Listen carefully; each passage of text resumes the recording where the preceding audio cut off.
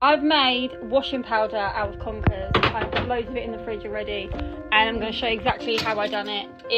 I'd like to say it's completely free, but it's pretty much free. Our clothes, 1 smelt great, 2 were lovely and clean, and 3 helped remove the stains as well. You bash the conkers up so that they break into lots of pieces, so they're getting their little hammers out, bashing them apart. Then you just literally, I've got all of them in here all bashed up, look. Then you boil your kettle. Right, so I've put the boiling water in from the kettle, just enough, perhaps not quite as much in this jar, just enough to cover it all so they can soak. You can see all the bubbles slowly starting to come up to the top, and then that's what happens. So I'll come back in about an hour and see what's happening. Oh, there you go, look, you can see it here, look, all coming out. It's gone like a cloudy solution. You can use a sieve. I just hold the lid over and just pour it out.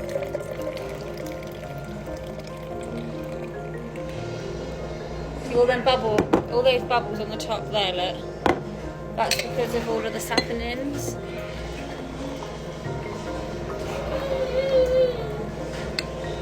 So this is why you need so many jars. So I filled that jar up and then reboil the kettle and fill them up again, and I'll probably do that about 5 or 6 times. Once you've done it, you can put that in the fridge.